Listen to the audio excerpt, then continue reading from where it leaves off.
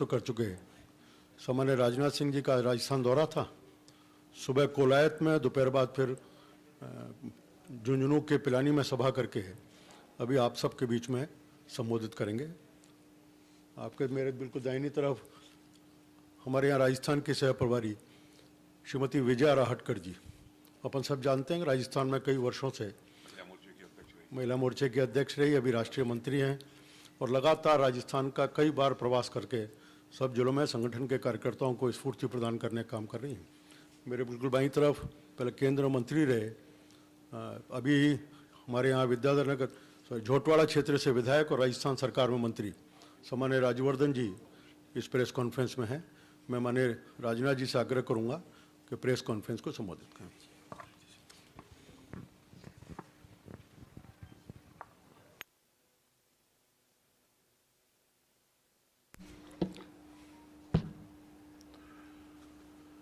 मित्रों, सबसे पहले तो मेरी तरफ से आप सभी का स्वागत है।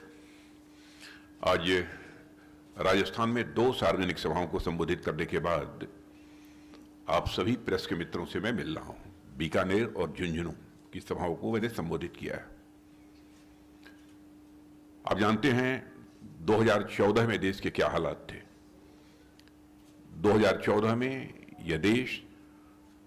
इस देश में एक हताशा और निराशा का माहौल था। महंगाई और भ्रष्टाचार से हमारा देश जूझ रहा था और अर्थव्यवस्था और देश की व्यवस्था दोनों कराह रहे थे। उसके बाद 2014 में प्रधानमंत्री के रूप में मोदी जी का आना, उनके नेतृत्व में एनडीए की सरकार का बनना और सरकार के कामकाज को देखने के बाद इस देश की जनता में इस सरकार के प्रति भरोसा और विश्वास तेजी के साथ बढ़ा है। आज मैं कह सकता हूं कि आज दुनिया के राष्ट्राध्यक्ष भी यह मानते हैं कि इस विश्व में 21वीं सदी यदि किसी की यह है तो हमारे भारत की है। इस सीमा तक केवल भारत में ही नहीं बल्कि अंतर्राष्ट्रीय जगत में भारत के प्रति एक विश्वास, भारत के प्रति एक भरोसा बढ़ा है। ऐसी स्थिति पैदा हुई है। अर्थव्यवस्था की दृष्टि से देखें तो 2014 में भारत अर्थव्यवस्था के आकार, इकॉनमी की साइज के मामले में दुनिया में 11वें स्थान पर खड़ा था। आज वो भारत जंप लेकर 5वें स्थान पर पहुंच गया है। माने फ्रेजाइल 5 कंट्रीज में जिस भारत की गणना होती थी, आज वो फ्रेजाइल 5 से निकलकर यह भारत फेबुलस 5 में आकर खड़ा हो गया। और भारत की ही नहीं बल्कि अंतर्राष्ट्रीय जगत की मानी जानी जो फाइनेंशियल फर्म्स हैं, वित्तीय संस्थाएं हैं, अब वो अभी कहने लगी हैं कि वह दिन दूर नहीं है कि 2027 आते आते ही यह भारत दुनिया की टॉप 3 कंट्रीज में आकर खड़ा हो जाएगा। यानी एक अमेरिका होगा, चाइना होगा और भारत भी होगा। अब हमारे प्रधानमंत्री का यह संकल्प है, हम सभी का यह संकल्प है कि 2047 तक हमें भारत को एक विकसित भारत बनाना है। डेवलप्ड कंट्रीज के रूप में हम भारत को खड़ा करना चाहते हैं। प्रधानमंत्री कुछ महीने और वर्षों की बात नहीं, तो बात यदि करते हैं तो दशकों की करते हैं, सदियों की करते हैं। बराबर हमारी प्राइम मिनिस्टर की दृष्टि दूर की होती है। और आज जिस तेजी से काम हो रहा है, मैं विश्वास के साथ कह रहा हूं कि हर व्यक्ति यह महसूस कर रहा है कि देश का भविष्य उज्जवल है और देश का भविष्य उज्जवल होने के प्रति समस्त देशवासी इस समय पूरी तरह से आश्वस्त हैं। सारा भारत यह भी मानता है क्रेडिबल पॉलिटिकल पार्टी, सर्वाधिक विश्वसनीय राजनीतिक पार्टी जिसके वर्ड्स और डीड्स, जिसके कृति और कथन में कोई अंतर न हो, जिसके कहने और करने में कोई अंतर न हो, ऐसी यदि कोई पॉलिटिकल पार्टी इस भारत में है तो वह भारतीय जनता पार्टी है। और हमारी गवर्नमेंट की भी क्रेडिबिलिटी पर कोई भी प्रश्न चिन्ह नहीं लगा पाया। हमारी साख, हमारी विश्वसनीयता, हमारी क्रेडिबिलिटी भारत में ही नहीं सारी दुनिया में बड़ी है। और यह बात मैं कह रहा हूं, इसके पीछे कुछ आधार हैं हमारे। जब हम लोगों ने इलेक्शन मैनिफेस्टो जारी किया, इलेक्शन मैनिफेस्टो में जो भी हमारे कमिटमेंट्स थे, जो हमारे वादे थे, अक्षरशः हम लोगों ने उस वादे को पूरा किया। चाहे वह राम मंदिर का सवाल हो, चाहे धारा 370 का हो, चाहे नागरिकता कानून का हो, या 3 तलाक का हो। अब 3 तलाक के मुद्दे को लेकर जिस तरीके से हाय तौबा कांग्रेस और कुछ अन्य so called secular political parties के द्वारा पैदा करने की कोशिश की गई, हाय तौबा कितना गजब हो गया, इनको ऐसा नहीं करना चाहिए। दूसरे धर्मावलंबियों का मामला है। बहनों भाइयों, चाहे हिंदू हो, मुस्लिम हो, चाहे क्रिश्चियन हो, चाहे यहूदी हो, चाहे पारसी हो, जो भी यदि भारतीय नागरिक है, तो सभी की मां बहन हमारी भी मां बहन है। उसकी सुरक्षा, उसके मान सम्मान को के प्रति एक भरोसा पैदा करना, यह हमारी जिम्मेदारी बनती है और इस काम को हम लोगों ने किया है। और मैं ये कह सकता हूं कि पिछले 10 वर्षों में भारत की आर्थिक, राजनीतिक और राजनीतिक के अतिरिक्त सामरिक यानी स्ट्रेटेजिक और संवैधानिक और सांस्कृतिक दृष्टि से ये पिछले जो 10 वर्ष रहे हैं वह स्वर्णिम सिद्ध हुए हैं। यह जो मैं कह रहा हूं एग्जेगरेशन नहीं है, यह अतिशयोक्ति नहीं है, यह सच्चाई है। और भारत की सफलता को लेकर सारे देश में एक पॉजिटिव सेंटिमेंट इस समय है। और मैं कह सकता हूं कि जिस प्रकार का पॉजिटिव सेंटिमेंट इस समय है भारत में, ऐसा पॉजिटिव सेंटिमेंट इसके पहले कभी नहीं था। ग्रोथ रेट इकोनॉमी की तेजी से बढ़ रही है, फिस्कल डेफिसिट घट रही है, एक्सपोर्ट बढ़ा है, करंट अकाउंट डेफिसिट भी कम हुई है, इन्वेस्टमेंट बुलंदी पर है, महंगाई कम हो रही है, और सब मिला जुला कर कहना हो तो मैं कह सकता हूं अवसर भी बढ़े हैं और इनकम भी बढ़ी है।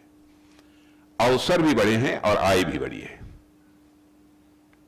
और आप लोगों ने यह भी रिपोर्ट देखी होगी कि नीति आयोग ने साफ तौर पर यह कहा है, जिसको कि कई दुनिया की फाइनेंशियल फर्म्स ने भी इंडोर्स किया है, कि भारत में 2014 के बाद 25 करोड़ लोग गरीबी रेखा से बाहर होने में सफल हुए हैं। 25 करोड़ लोग को हम लोगों ने गरीबी रेखा से बाहर किया है। बैंक का एनपीए, नॉन परफॉर्मिंग एसेट में रिकॉर्ड कमी आई है। जहां तक मुझे इस समय याद है अप्रॉक्सीमेटली 11.8% जो पहले हुआ करता था, अब अप्रॉक्सीमेटली 3.1, 3.2 के आसपास है। या हो सकता है कि इन दिनों में लेस देन 3 हो गया हो, 3% हो गया हो। मोदी जी की गारंटी का जहां तक प्रश्न है, सारे भारत को भरोसा है।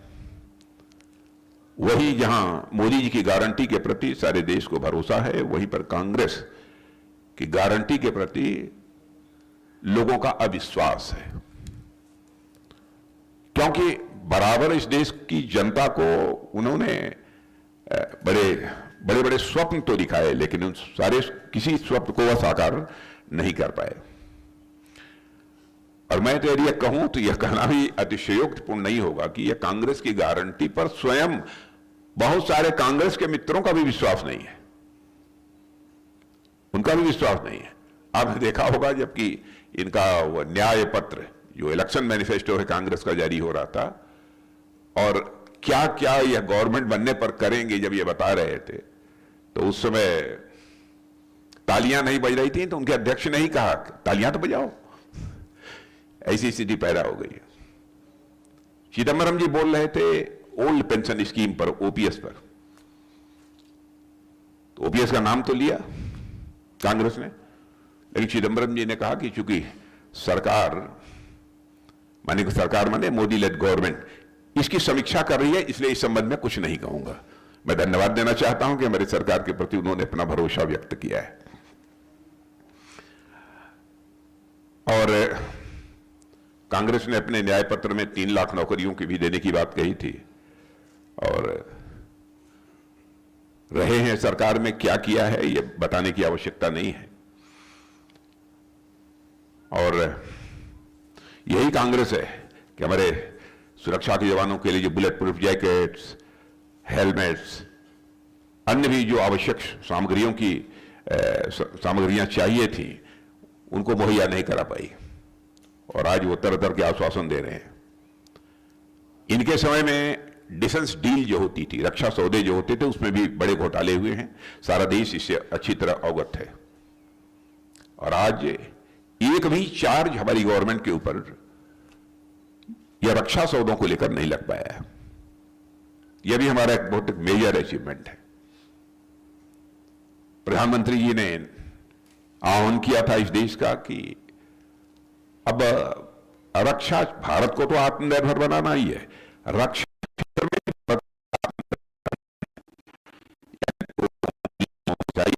फाइटर प्लेन्स हो, एमिनिशंस हो, यह सब बनने चाहिए तो भारत में बनने चाहिए, भारतवासियों के हाथों से बनने चाहिए। और हम इस काम को तेजी के साथ कर रहे हैं। 2014 में जहां अप्रॉक्सीमेटली 600 करोड़ का ही केवल एक्सपोर्ट होता था, आप सबको जानकारी समाचार पत्रों के माध्यम से हो चुकी होगी, क्योंकि इस संबंध में मैंने स्टेटमेंट भी जारी किया था कि आज हमारा एक्सपोर्ट 21,000 करोड़ से अधिक का हो गया है। और मैं आपको संकेत दे रहा हूं, और भी है, लेकिन इसमें भी ऐड नहीं किया है।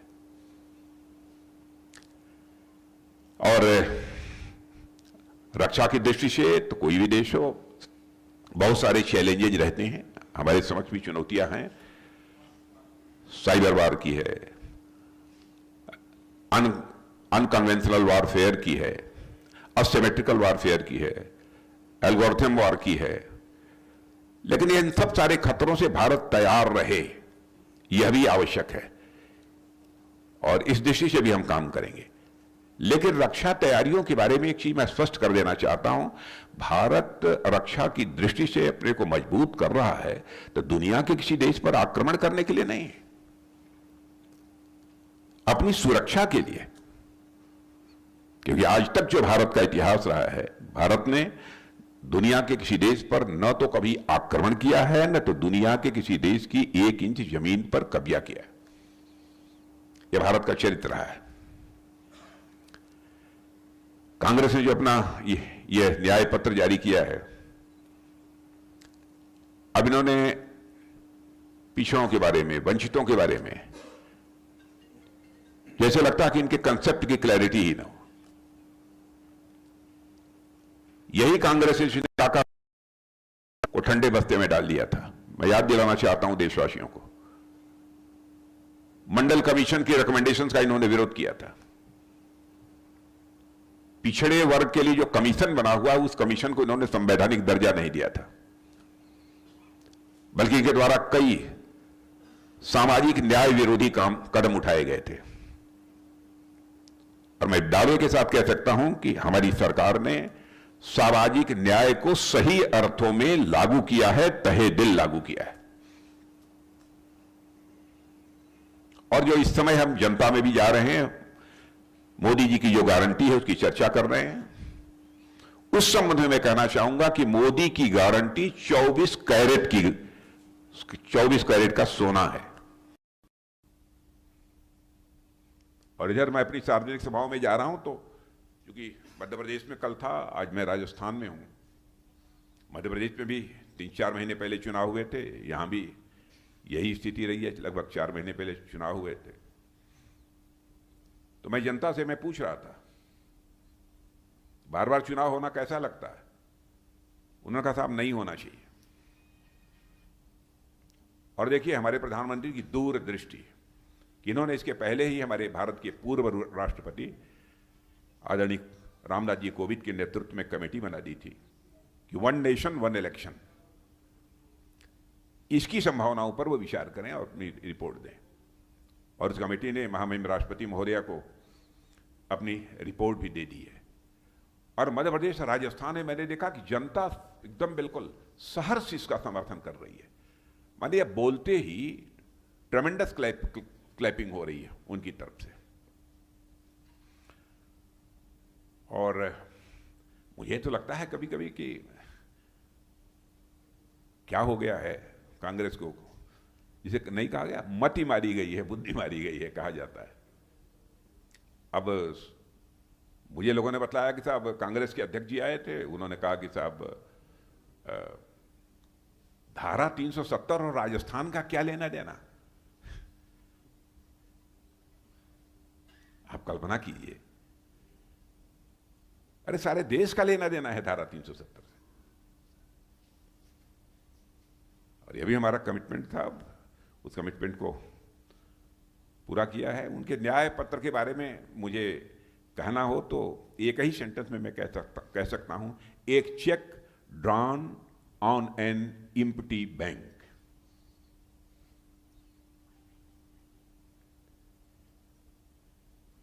तो इस समय बस केवल इतनी ही बात आप सबके बीच मुझे रखनी थी।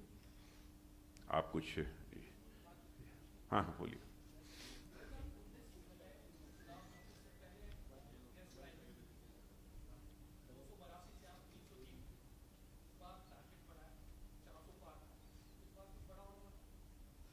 देखिए, इन सब सारे मामलों का हम चुनावी दृष्टि से, नजरिए से नहीं देखते हैं, उस दृष्टि से नहीं देखते हैं।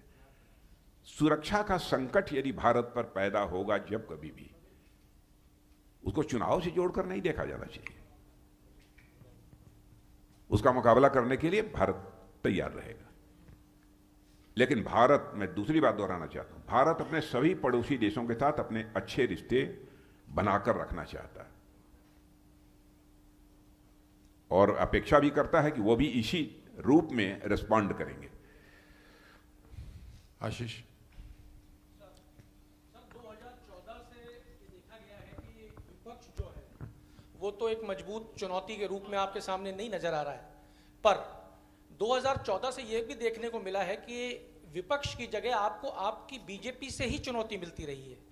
हम बात करें ममता बनर्जी की, हम बात करें शिवसेना में उद्धव ठाकरे की, और हम राजस्थान की भी बात करें अगर इस चुनाव में, तो राजस्थान की भी जिन 3 सीटों पे कहीं पेच फंसा नजर आता है, उसमें भी चुनौती आप ही की भाजपा से मिली है। राहुल कसवा, हनुमान बेनीवाल आपके अलायंस पार्टनर, और रविंद्र सिंह भाटी साहब। क्या ये चुनौती, आप इस चुनौती को चुनौती मानते हो? और लोकसभा चुनाव में ये चुनौतियां जो बीजेपी के अंदर से निकल रही हैं, ये कितना आपको नुकसान या प्रभावित करने की स्थिति में है? देखिए, ममता बनर्जी और उद्धव ठाकरे हमारे भारतीय जनता पार्टी के नहीं हैं, उनकी अलग पॉलिटिकल पार्टी है। और कहीं पर हो सकता है कि हमारे यहाँ भी डिफरेंस ऑफ ओपिनियन हो सकती है किसी हमारे फैसले को लेकर, और उस डिफरेंस ऑफ ओपिनियन को एक्सप्रेस करने की भी हम उचित फोरम पर एक्सप्रेस करने की उसकी आज़ादी भी देते हैं उनको। इंटरनल डेमोक्रेसी हमारी भारतीय जनता पार्टी में, आंतरिक लोकतंत्र है। लेकिन मैं दावे के साथ कह सकता हूं कि आज़ाद भारत में जितनी भी पॉलिटिकल पार्टी रही हैं, उनमें इंटरनल डेमोक्रेसी यदि किसी पॉलिटिकल पार्टी में है तो वह भारतीय जनता पार्टी में है। और कहीं पर कुछ यदि डिफरेंसेज यदि वर्कर्स में, लीडर्स में यदि पैदा भी हुए स्टेट लेवल पर, जिले लेवल पर, तो उसको हम लोग सॉर्ट आउट करते हैं। सामान्यतः भारतीय जनता पार्टी में जल्दी कोई बगावत नहीं करता। कोई कर दे, हो सकता है, मन ये नहीं, उसको मैं नकार भी नहीं रहा हूं।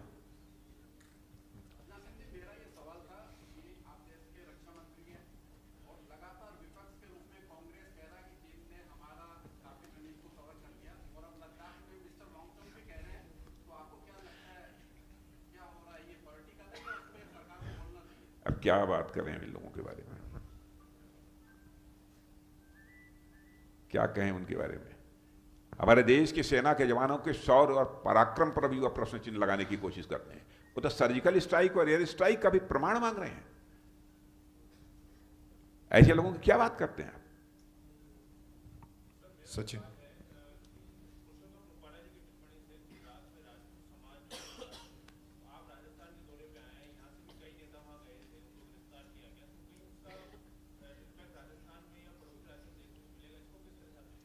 देखेंगे, मामला सॉर्ट आउट होगा। ऐसा नहीं है कि मैंने, हमारी पार्टी का कोई नेता किसी जाति अथवा किसी पंथ अथवा किसी मजहब के खिलाफ नहीं है। देखिए, हिंदुस्तान की हम अकेली पार्टी हैं जो जाति, पंथ और मजहब की राजनीति नहीं करते, बल्कि इंसाफ और इंसानियत, जस्टिस एंड ह्यूमैनिटी हमारी ये पॉलिटिक्स का आधार है। सर, विष्णु जी। कहते हैं कि जातिवाद की राजनीति नहीं करते, लेकिन ज्यादातर जो टिकट दिए गए हैं या क्षेत्रों में देखा जाता है कि जातिवाद के नाम पर ही टिकट दिए गए। वर्सेज अगर देखा जाए, मेघवाल वर्सेज मेघवाल, चौधरी वर्सेज चौधरी, तो ये आधार देखा गया। और इसको लेकर कई बार ये भी आता है कि पार्टी में ही जो नाराजगी है वो दिखाई देती है। पहला। दूसरी बात ये है कि आपने कहा कि अब 4 जून 400 पार, बीजेपी 303 है, 370 बीजेपी और 400 पार है, तो 67 सीटों का मार्जिन, क्योंकि नॉर्थ से ज्यादा बीजेपी को सीटें मिलती है, किस तरह ये मार्जिन पट पाएगा? नहीं, मार्जिन पड़ जाएगा तो आ जाएगा रिजल्ट, आप देख लीजिएगा। पहले से क्यों डिस्क्लोज करें इसे? और Bharatiya Janata party cast, creed और रिलीजन की पॉलिटिक्स नहीं करती है, मैंने पहले ही कहा। सर, आप रक्षा मंत्री रह चुके हैं, रक्षा मंत्री हैं सर। हम ये तो देखते हैं कि विनिंग कैंडिडेट कौन है, सर, कौन हो सकता है, इस आधार पर फैसले करते हैं। रक्षा मंत्री जी, आप शेखावटी में आज घूम के आए, पिलानी वगैरह में जनसभा भी संबोधित की। अग्निवीर का मामला उस इलाके में काफी भावनात्मक रूप से जुड़ा हुआ है। आपने भी कहा कि मुझे किसी ने कहा नहीं, हम लोग चाहते हैं अग्निवीरों की चिंता करना ये हम लोगों की जिम्मेदारी हमारी सरकार की है। मैं दावे के साथ कहता हूं किसी के भविष्य के साथ कोई खिलवाड़ नहीं होने पाएगा। और मैं कहता हूं अग्निवीर जी वाली आते हैं 18 साल की उम्र में, ज्वाइन करते हैं, और हाई स्कूल पास करने के बाद जब वो 4 साल के बाद निकलेंगे तो उनके पास जो है इंटरमीडिएट की सर्टिफिकेट होगी, इक्विवेलेंट, और साथ ही साथ उनके पास कोई एक प्रकार का उनका ट्रेनिंग होगी, प्रशिक्षण भी होगा उनका, माने क्या बोलते हैं, स्किल डेवलपमेंट भी उनका होगा। और बहुत पैरामिलिट्री फोर्सेस तो हैं ही, पैरामिलिट्री फोर्सेस के अतिरिक्त भी हम लोग कई ऐसे विभाग हैं सारे देश भर में कि यदि हमारा वह नौजवान जाना चाहता है उसमें, उसके लिए रिजर्वेशन की व्यवस्था की है। इतना ही नहीं, 4 साल के बाद जब वो निकलेगा तो उसके हाथ में 15-16 लाख रुपए भी होंगे, जो यदि कोई दूसरा व्यवसाय भी करना चाहता तो कर सकता है। यह देश के नौजवानों को गुमराह किया जा रहा है। जो सेना में रहना चाहते हैं सेना में रहेंगे। समीक्षा की कोई बात नहीं है, जैसा कि कहा जा रहा है आपके बयान, पिछले वाले बयान को लेकर। नहीं, समीक्षा क्या, नहीं, सक्सेसफुल है ये हमारा, ये स्टेप जो कुछ भी हम लोगों ने किया सफल है।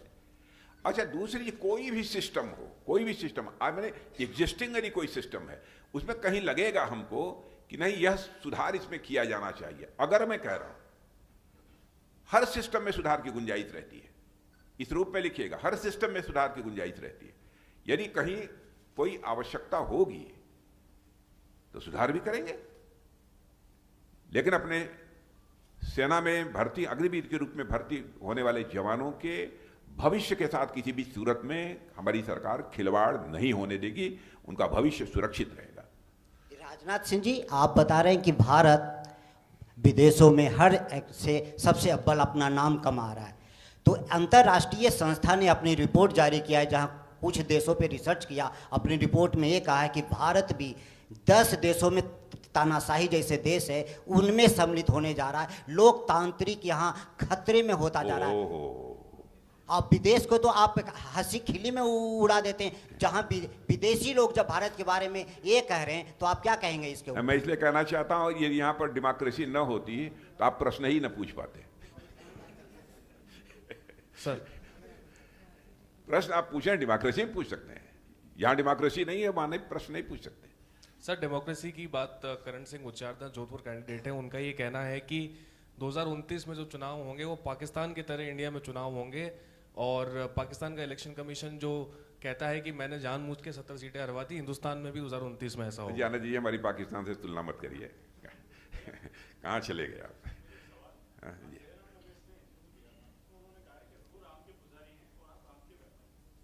ओह, अच्छा है, इसीलिए दर्शन करने नहीं गए। कौन पुजारी कितना है तो आप तो जानते ही हैं। निमंत्रण तो गया था सबको, जिसकी श्रद्धा होगी, जिसकी आस्था होगी वो तो वहां जाएगा ही। लेकिन वो भी राम के भक्त रहें, अच्छा है। मैं चाहता हूं सारे लोगों की भक्ति होनी चाहिए।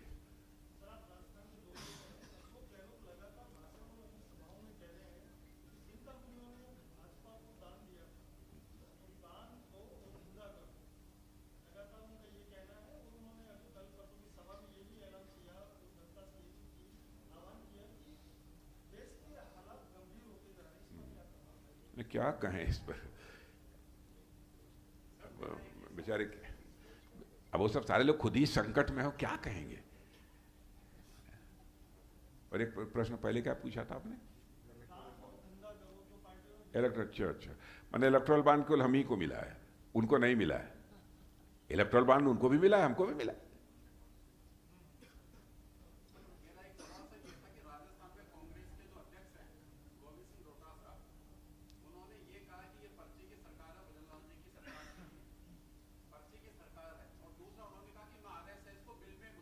दमखम की सरकार है यहाँ राजस्थान की। कायम कायम कायम चला दूंगा।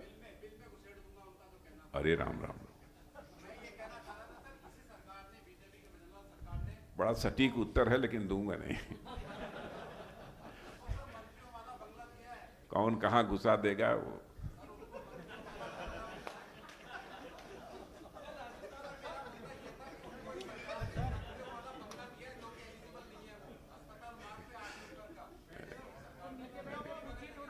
क्या नाना जी, इन सब प्रश्नों का उत्तर नहीं देना चाहिए।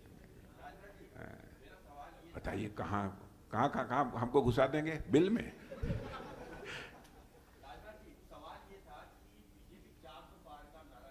जी जी, किसमें काहे पर? जी ना जी जी,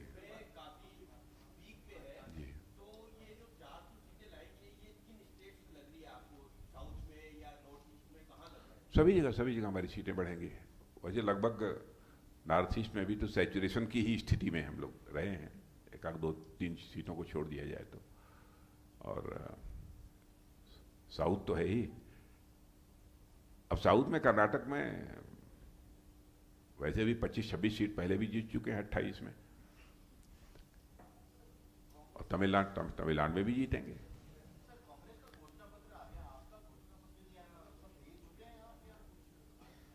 तैयारी हो रही है। वो घोषणा पत्र नहीं, अब संकल्प पत्र है। संकल्प पत्र है जी।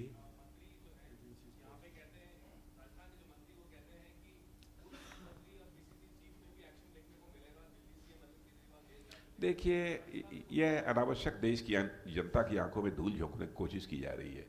मैं कहता हूं कि मान लिया एजेंसी अपना काम करती हैं, मैंने कहीं पर कोई उनके ऊपर दबाव नहीं है, अथवा कहीं यह नहीं कहा जाता है एजेंसी को कि यह काम करो वह करो। सरकार की तरफ से कहीं पर कोई दबाव नहीं है।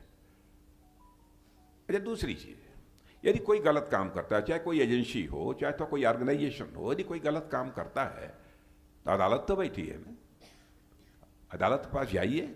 वो लोग भी अदालत के पास गए थे, तो अदालत में ही उनको राहत नहीं मिली, तो उसके लिए हम कैसे गुनहगार हैं? अपनी गलती को अनावश्यक हमारे ऊपर चस्पा करने की कोशिश क्यों करते हैं? ऐसी आंख बिछौनी नहीं होनी चाहिए।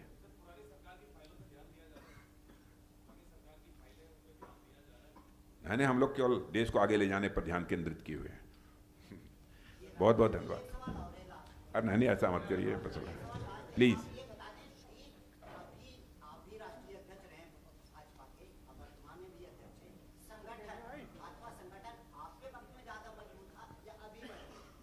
है ना, अभी मजबूत है।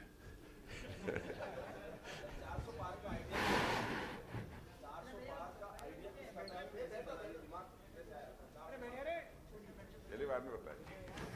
मित्रों, सभी मेरी बाईं और